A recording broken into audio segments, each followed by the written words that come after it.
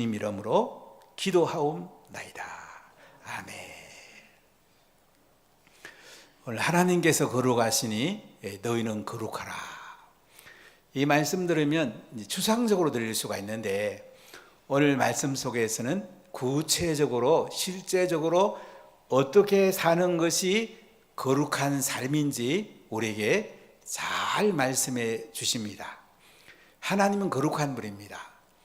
하나님을 우리가 사랑할 때에 거룩하게 살게 되고, 하나님의 거룩한 영이 임할 때에 이웃을 잘 사랑하고 섬길 수가 있습니다. 여러분, 인생을 살아갈 때에 진심으로 사람들을 대하십니까? 제가 평생 목회해 왔는데 진심으로 사람들을 대하는 사람이 사실은 의외로 많지 않습니다. 사람들은 자기 이익을 위해서 살아갈 때가 참 많습니다. 이익이 되면 어떡하든지 이루려고 하고, 손해가 되면 도망가려고 합니다. 진심으로 대하는 것, 이것이 내가 사는 길이고 다른 사람을 살리는 길이고 하나님 앞에 거룩함을 올려드리는 길입니다.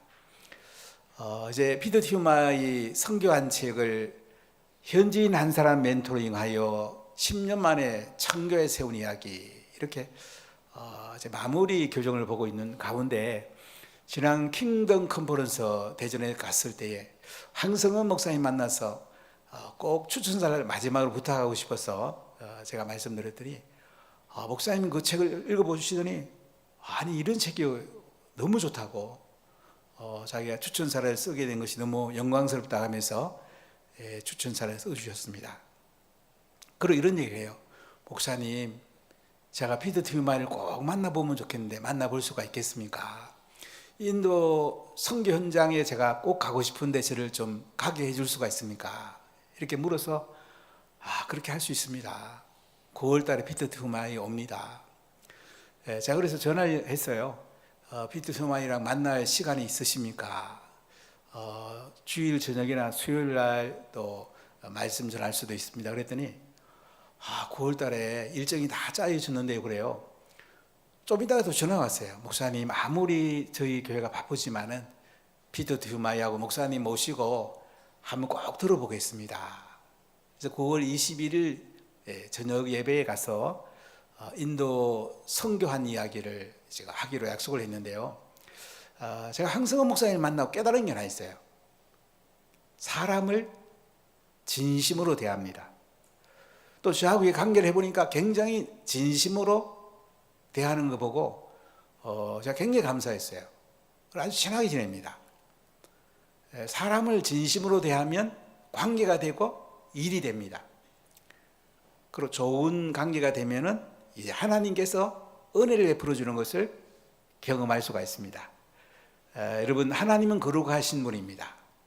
서로 거룩하게 하란 말은 진심으로 대하란 말이고 사랑하란 말입니다. 자, 오늘 레위기 19장 1절 2절을 같이 읽어보겠습니다. 여호와께서 모세에게 말씀하여 이르시되 너는 이스라엘 자손의 온 회중에게 말하여 이르라. 너희는 거룩하라. 이는 나 여호와 너희 하나님이 거룩함이니라. 너희는 뭐 하라고요? 거룩하랍니다. 하나님이 거룩한 분이랍니다. 거룩하라. 하나님은 죄가 없는 분이에요. 순수한 분이에요. 하나님은요, 거룩하기 때문에 우리가 하나님의 영을 받으면 거룩하게 살 수가 있습니다. 참 큰 은혜죠. 황성은 목사님 지난 부흥에 오셨다가 얘기 가운데 참 많은 도전을 받았습니다. 교인들이 한 650명 정도 참석하는데 청년이 450명이래요. 200명도 청년 때 이제 와가지고 결혼한 신혼부부래요.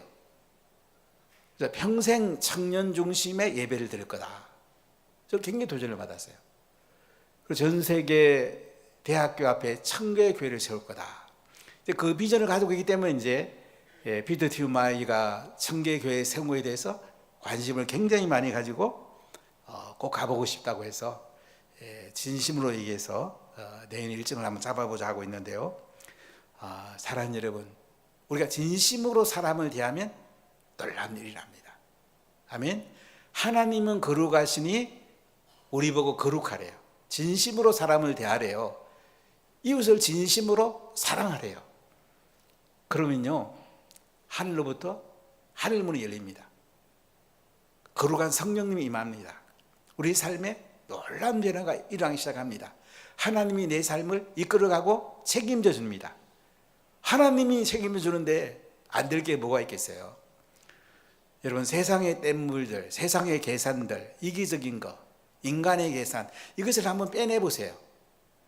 하나님의 계산을 한번 살아보세요. 놀라운 일들이 납니다. 하나님이 일하시면 얼마나 놀라운 일을 하시겠습니까? 자, 그래서 하나님은 거룩하시니 너희가 거룩한 삶을 살려면 어떻게 해야 되느냐? 첫 번째, 하나님을 경외하듯이 부모를 공경하라는 거예요. 자, 19장 3절을 크게 읽습니다. 너희 각 사람은 부모를 경외하고 나의 안식일을 지키라. 나는 너희의 하나님 여호와이니라. 우리가 십계명에 보면 부모를 공경하라, 부모에게 순종하라 이래 있잖아요. 근데 여기는 뭐라고 해요? 너희 각 사람은 부모를 뭐하고? 경외하고. 영어 성경을 보니까 리비어. 리비어라는 말은 무슨 말이냐면 숭배하다 이런 뜻이 있어요. 너희의 어머니하고 너희 아버지를 숭배하라, 경외하라. 여기 영어 성경 보니까 his mother and his father로 되어 있잖아요. 십계명에는 아버지가 앞에 나옵니다. 근데 여기는 어머니가 앞에 나와요. 왜 그럴까요? 여러분, 자녀들에게 어머니가 주는 영향이 클까요? 아버지가 주는 영향이 더 클까요? 네? 어머니가 주는 영향이 더 큽니다. 어머니가 가정에서 얼굴이 환하면 자녀들의 얼굴이 환해집니다. 자녀들이 근심하고 우울하면 어머니 얼굴이 환한지 한번 살펴보세요. 그리고 유대인들은 가정 식탁 예배를 드릴 때 누가 촛불을 켜죠? 어머니가 촛불을 켭니다. 어머니는 가정의 여왕입니다. 여러분, 결혼식을 할 때에 촛불을 누가 켜죠? 어머니가 켭니다. 이 가정 식탁 예배에서 나온 거예요. 그래서 가정에 어머니 역할이 굉장히 중요해요. 어머니가 웃으면 가족이 웃고요, 어머니가 우울하면 가족이 우울합니다. 그래서 부모를 경외하라, 이 말은 뭐냐면 하나님을 경외하듯이 부모를 공경하라. 여러분, 이 땅에 부모보다 더 귀한 분이 누가 있겠습니까? 정혜경 집사가 이제 67세를 일기로 천국 가셨는데 그 딸 영은이가 쌍둥이를 잉태했습니다. 지금 5살짜리 온유가 있고, 쌍둥이가 이제 잉태돼서 22주째예요. 그리고 어머니가 얘야, 애 낳기만 해라, 내가 키워주마. 그런데 먼저 떠나가 버렸었어요. 얼마나 마음이 아프겠어요. 그런데도 영원히 그 속에 하나님께서 엄마가 천국 간다는 걸 환상을 보여줬나 봐요. 그래도 감사하다 이렇게 얘기를 들었는데, 여러분, 부모는 인생을 마칠 때까지 아들, 딸 생각하죠? 자녀 생각하죠? 얼마나 중요합니까? 그렇기 때문에 부모를 경외하라 이렇게요. 자, 우리가 십계명을 보면 1계명부터 4계명까지 하나님과 관계된 계명이잖아요. 하나님 사랑하라는 거잖아요. 5계명은 뭐예요? 부모를 공경하라. 근데 유대인의 그 십계명은 부모를 공경하라가요, 하나님 계명 속에 들어가 있어요. 그 다음에 이제 6계명부터 이제 살인하지 말라, 간음하지 말라, 인간에 관한 계명이잖아요. 부모는 하나님의 대리자입니다. 그렇기 때문에 부모 공경은 하나님을 경외하듯이 부모를 공경하래요. 우리 유교에서도 제일 큰 덕의 기본이 뭡니까? 부모 공경입니다. 부모 공경에서 모든 덕은 시작이 되는 거예요. 오늘날 너무 아쉽게도 학교교육을 너무 깨졌죠. 가정교육도 너무 많이 깨졌죠. 이걸 살려내야 됩니다. 그래서 부모를 경외하라, 하나님을 경외하듯이 부모를 공경하라, 이렇게 말씀을 해요. 반면중앙교회에 목회하셨던 하혜원 목사님이 계신데, 이분이 이제 60대 초반에 목회를 이제 은퇴하시고 지금 경주 박물관에서 자원봉사자로 수고를 하세요. 저한테 전화 왔어요. 목사님 한번 와주세요. 제가 경주 박물관에 있는 거 잘 설명해 드릴게요. 그래서 제가 갔더니 아주 잘 설명을 해줘요. 정신 먹다가 이런 얘기 했어요. 목사님 일찍 은퇴하시고 노후를 어떻게 준비했어? 그랬더니 목사님 저는 조금씩 건금전략해서 모았습니다. 그리고 어릴 때에 아이들한테 그랬대요. 얘들아, 아빠 목회하면서 어려운 가운데 니들 키우는 거 알지? 니들은 하나님께 11조 그리고 부모님께 11조. 아주 어릴 때부터 아이를 가르쳤대요. 남매인데요. 지금 4선 중에 3이 이제 직장 다니는 거예요. 둘은 또 결혼했어요. 3 자녀가 11조 다 가졌대. 목사님, 애들이 11조 가져오니까 노후가 됩디다. 얘기를 하면서 얼굴이 환한 얼굴로 저한테 얘기하는 걸 보면서 참 기뻤습니다. 여러분 자녀들이 이제 11조 받았어요. 알겠죠? 용돈주도 받으세요. 훈련이 중요한 거예요. 제가 일본 선교 갔다 오다가 한 학생에게 이렇게 얘기했어요. 야, 너 앞으로 돈 벌면 하나님께 11조, 부모님께 11조, 제가 웃어요. 목사님께도 11조, 야, 성경금을 드리라. 그랬더니 아가 환하게 웃더라고요. 여러분 한 10분 후 3쯤 하나님께 드리고 10분 후 7로 살 수는 없을까요? 그런 그림을 그리면 또 그렇게 살아요. 더 멋지게 사는 게 안 좋아요? 저에게도 그래 사는 분이 몇 분 계신데 또 그렇게 살면 돼요. 다 모아둬봤자 다 날아가요. 그래서 부모님을 경외하되 하나님 경외하듯이 부모님을 공경하라, 이 말씀이에요. 자, 레위기 19장 4절 같이 읽어볼까요? 너희는 헛된 것들에게로 향하지 말며 너희를 위하여 신상들을 부어 만들지 말라. 나는 너희의 하나님 여호와니라. 5절입니다. 너희는 화목 제물을 여호와께 드릴 때에 기쁘게 받으시도록 드리고 그 제물을 드리는 날과 이튿날에 먹고 셋째 날까지 남았거든 불사르라. 자, 여러분 예배를 최고로 드리세요. 거룩하게 사는 게 뭐냐면 하나님께 예배를 최고 드려요.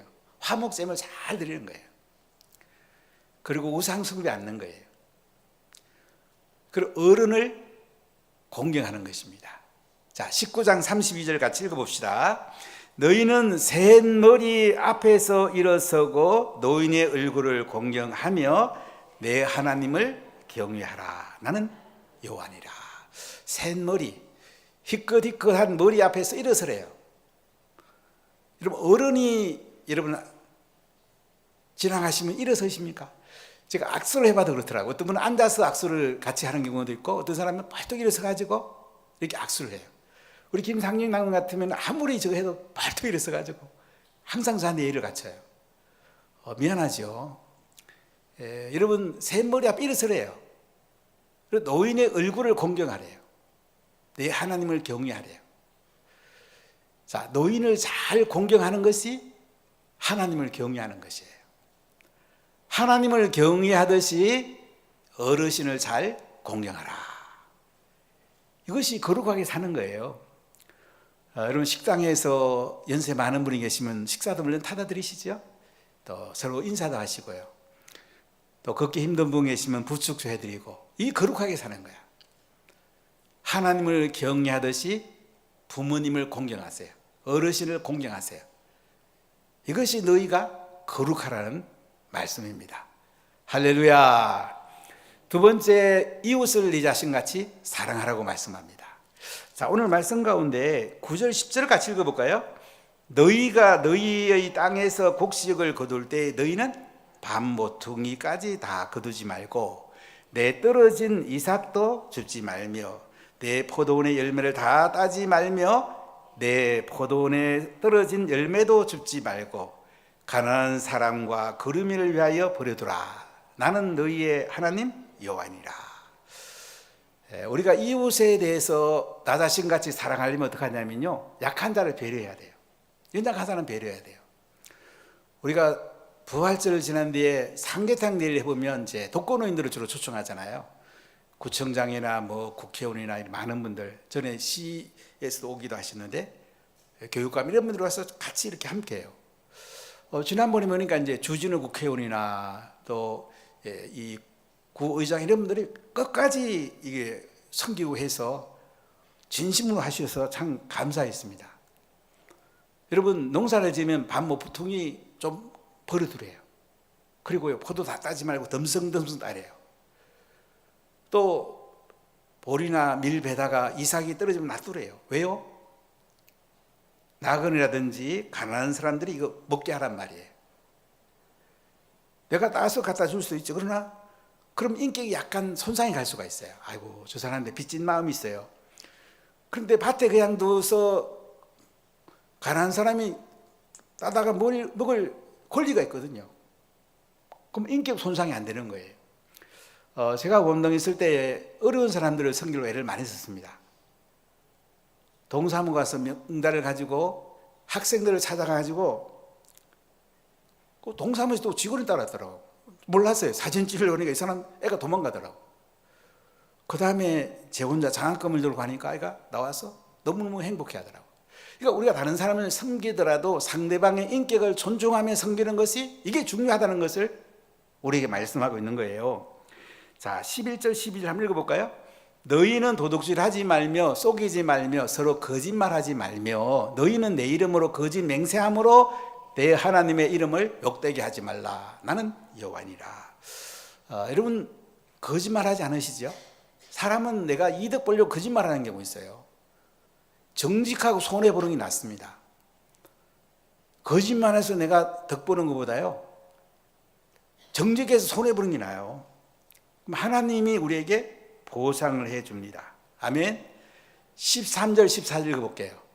너는 내 이웃을 억압하지 말며 착취하지 말며 품꾼의 싹을 아침까지 밤새도록 내게 두지 말며 너는 귀먹은 자를 저주하지 말며 맹인 앞에 장애물을 놓지 말고 내 하나님을 경외하라. 나는 여호와니라. 하나님 말씀하잖아요.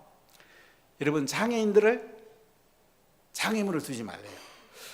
제가 미국에 있는 교회들을 여러 군데를 가봤는데 큰 교회 가면 대부분 다 휠체어가 당당히 올라올 수 있게 만들어요. 한쪽 귀퉁이에 휠체어가 올라올 수 있도록. 참 그거 좋더라고요. 우리가 좀 작아서 지금 못합니다. 언젠가는 그렇게 할 수 있으면 참 좋겠는데요. 장애인들을 이렇게 잘 세워주는 거죠. 그리고 이렇게 하는 것이 하나님을 경외하는 거예요. 하나님 말씀하시잖아요. 자, 15절 읽어볼까요? 너희는 재판할 때에 불의를 행하지 말며 가난한 자의 편을 들지 말며 세력 있는 자라고 두둔하지 말고 공의로 사람을 재판할지며. 공정하게 재판하는 것이 거룩하게 사는 거예요. 재판 참 중요하죠. 재판정이 잘 독립이 되는데 지금 참 이거 참 아쉬워요. 헌법재판소나 대법원 이게 지금 독립돼야 되는데 지금 좀 위태위태해요. 이 판사가 어떻게 재판하는 게 굉장히 중요하거든요. 저하고 이제 대학교 다닐 때 바로 옆에 3년 동안 같이 잠잤던 친구가 제가 오늘 이렇게 물어봤어요. 병훈아, 너 재판할 때에 판사로서 어떻게 하니? 그랬더니 이번 재판은 어떻게 될 것 같으니? 그랬더니 생각지 않는 말 하는 거예요. 판사 마음이야. 이 판사들이 재량도 많고요. 때로는 국회 재판하는 경우도 있어요. 그래서 우리가 기도해야 됩니다. 공정한 재판하는 것이 거룩하게 사는 거예요. 자, 우리 16절 읽어보겠습니다. 너는 네 백성 중에 돌아다니며 사람을 비방하지 말며 내 이웃의 피를 흘려 이익을 도모하지 말라. 나는 여호와니라. 그럼 비방하지 말랍니다. 혹시 비방하지 않으세요? 때로는 안 좋은 얘기, 부정 얘기 안 하세요?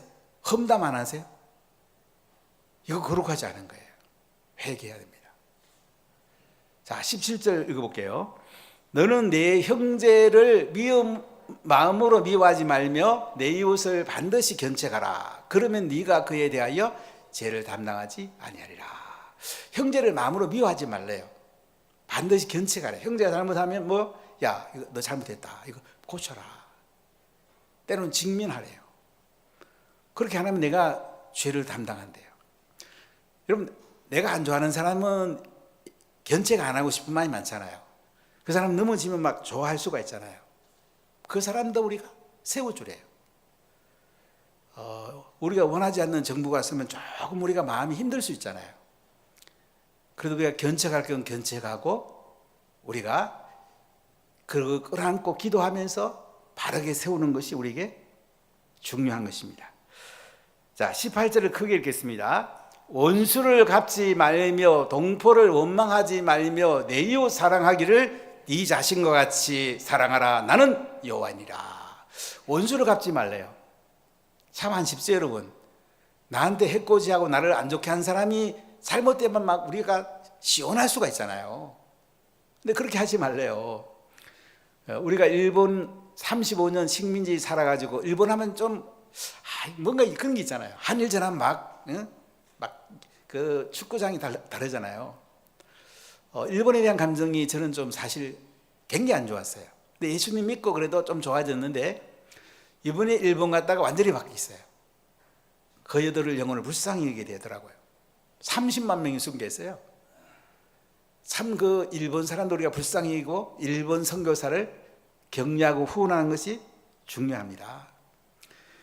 동포를 원망하지 말래요. 지금 나라가 방향이 어디로 가는지 모르겠죠. 그래도 원망하지 마세요. 기도하세요. 아멘. 원망할 시간 있으면 기도하세요. 그래야 이 나라가 삽니다.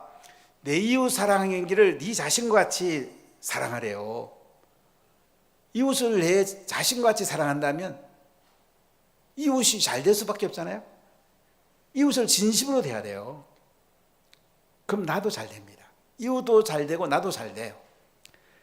그래서 부모를 하나님 경외하듯 공경하고요, 이웃을 내 자신과 같이 사랑하라. 할렐루야. 자, 세 번째는 모든 영역에서 거룩하게 살라고 말씀합니다. 오늘 다 말씀을 드릴 수는 없는데 재미있는 것이 몇 군데 있는데요. 자, 23절로 25절 같이 읽어볼게요. 너희가 그 땅에 들어가 각종 과목을 심거든 그 열매는 아직 할례받지 못한 것으로 여기되 곧 3년 동안 너희는 그것을 할례받지 못한 것으로 여겨 먹지 말 것이요 넷째 해에는 그 모든 과실이 거룩하니 여호와께 드려 찬송할 것이며 다섯째 해에는 그 열매를 먹을지니 그리하면 너희에게 그 소산이 풍성하시라. 나는 너희 하나님 여호와니라. 자, 이스라엘 백성들이 이제 가나안 땅에 들어갑니다. 과일나무를 심습니다. 대추야자나무도 심고 올리브 나무도 심고 또는 포도라든지 여러 무화과 같은 나무를 심어요. 근데 3년 동안은 할례 받지 못하기 때문에 열매 따먹지 말아요. 꽃을 따내지 보통이요. 그리고 이제 나무가 튼실해져요. 할례 받지 않은 그 먹지 말라는 뭐냐면 맛이 아직 안 들었으니까. 할례란 말은 이제 단지 8일 만에 이제 남자한테 하는 거잖아요. 그러니까 이제 금단이란 말이에요. 그렇게 하지 말라는 거야. 그리고 넷째 해는 어떻게 하라고요? 그 모든 과실이 거룩하니 하나님께 드려 찬송을 해라. 하나님께 드리래요. 넷째는 하나님께 드리는 게 제사장한테 드리는 거죠. 제가 시골에서 보니까 농사 지면 제일 좋은 거를 교육자한테 가져와요. 미안하고 고맙죠. 물론 또 서로 나눠 먹지만은 참 좋더라고요. 그리고 다섯째 해가 되면 어떻게 해요? 그 열매를 먹으라. 그리하면 그 소산이 풍성하리라. 아멘. 우리 생각에는 열매 맺으면 그냥 다 따면 풍성할 것 같은데 그게 아니에요. 이렇게 넷째까지 이렇게 순서를 가지고 하면 다섯째부터는요 풍성한 열매가 맺힌단 말이야. 나는 너희 하나님 여호와다. 자연을 대해서도 우리가 하나님의 섭리를 가지고 살면 거룩한 삶이 되고 또 풍성한 열매가 있는 것을 우리에게 말씀을 합니다. 자, 26절로 28절 읽어볼게요. 너희는 무엇이든지 핏째 먹지 말며 점을 치지 말며 술법을 행하지 말며 머리칼을 둥글게 깎지 말며 수염끝을 손상하지 말며 죽은 자 때문에 너희의 살에 문신을 하지 말며 모니를 놓지 말라. 나는 여호와니라. 자, 이방인들은 피를 안 빼고 이 짐승을 잡아먹어요. 근데 유대인들은 코셔라고 반드시 피를 빼고 이제 짐승을 잡아먹으래요. 피는 생명이기 때문에 그래요.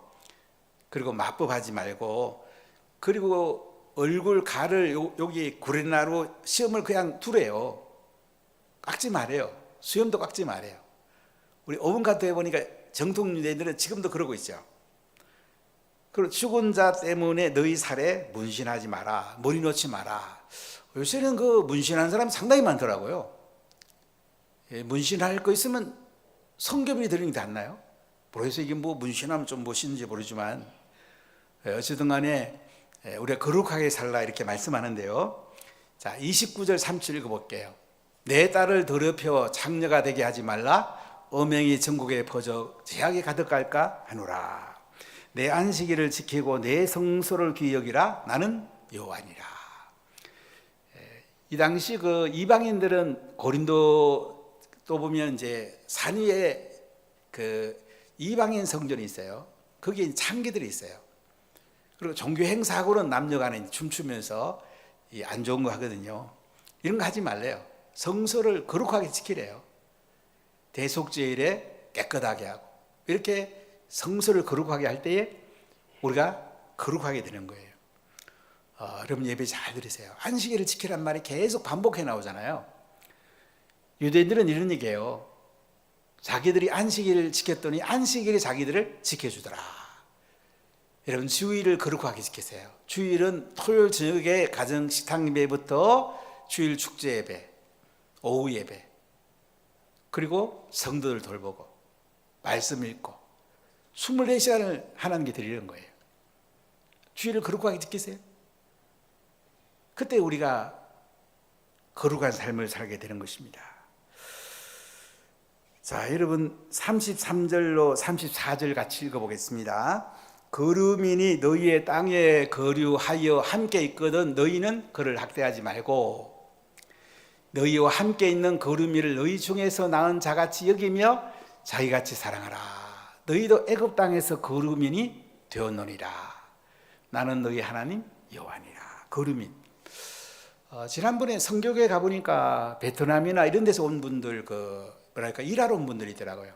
포도 농사 짓는 곳이니까 그분들이 와서 이제 일을 해요. 거류민이에요. 성교교회 초등부가 8명이 나온대요. 그래, 엄마 아빠가 어떤 사람이냐 물으니까 대부분 다 자매는 이제 주로 필리핀이나 베트남이나 또는 저쪽 우즈베키스탄 이런 데서 온 사람하고 결혼한 그 자녀들이 대부분 온대요. 근데 우리나라 이주민이 지금 굉장히 많아요. 이들을 우리가 잘 선대하란 말이에요. 복음 전하란 말이에요. 그대로 돌아가면 또 다른 사람들에게 복음 전할 수가 있고 우리가 선대함으로 아름다운 공동체를 이룰 수가 있습니다. 자, 35절 36절 읽어보겠습니다. 너희는 재판할 때나 길이나 무게나 양을 잴 때 불의를 행하지 말고 공평한 저울과 공평한 추와 공평한 에바와 공평한 흰을 사용하라. 나는 너희를 인도하여 애굽 땅에서 나오게 한 너희 하나님 여호와니라.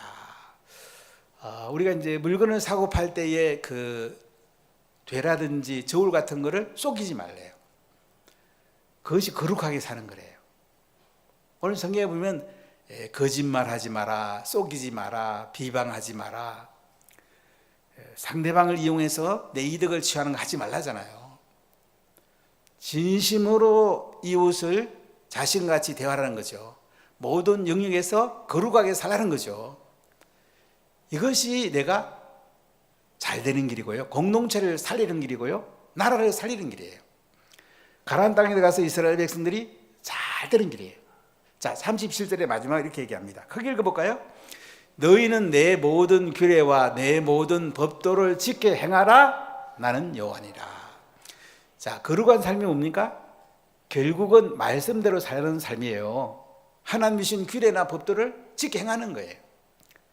말씀대로 사는 것이 하나님 나라의 거룩한 삶을 살아가는 거예요. 우리 인생을 살다 보면 생각이 많죠, 사람이요? 인간적 생각하는 사람 굉장히 많죠? 인간의 계산을 많이 하죠? 자기 딸은 똑똑하다 생각해요. 근데 하나님 보면 뭐야? 이 어리석은 자야. 하나님의 계산법을 사용하지 왜 인간의 계산법을 사용하냐? 하나님 이렇게 말씀하시는 거예요. 우리 인생에 지름길이 있죠. 목회도 해보니까 지름길이 있어요. 거기 뭡니까? 하나님 말씀대로 하는 것입니다. 하나님 말씀 따라가는 거예요. 말씀 따라가면 하나님이 책임져 줍니다. 말씀 따라가면 거룩하게 삽니다. 말씀 따라가면 하나님 앞에 우리가 가장 영광스럽게 살고요, 영원한 천국의 상이 큽니다. 할렐루야. 사랑하는 가족 여러분, 오늘 하나님은 거룩하시니 우리 보고 거룩하라. 부모님을 공경하되 누구 하듯이 공경하라고요? 하나님께 경외하듯이 부모를 공경하라. 이웃을 내 자신과 같이 사랑하라. 모든 영에서 거룩하라. 하나님의 모든 규례와 법들을 지키라. 하나님이 말씀하신다고 계속 반복하잖아요. 그러면 하나님 말씀하는 대로 살아야 될까요? 근데 내가 왜 그 못 살까요?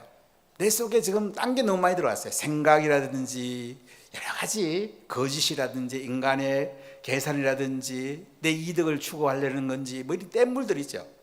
그럼 옷도 더러워지면 빨아야 안 돼요? 우리 영혼이 더러워지면 빨아야 안 되겠습니까? 부흥이가 이 일 빠는 거예요.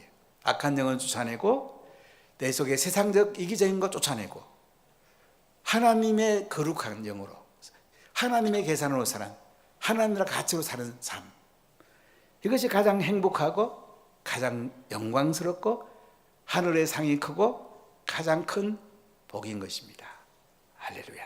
이번 부흥회에 거룩한 삶으로 바뀌는 놀라운 역사가 있으시기를 예수님의 이름으로 간절히 축복합니다.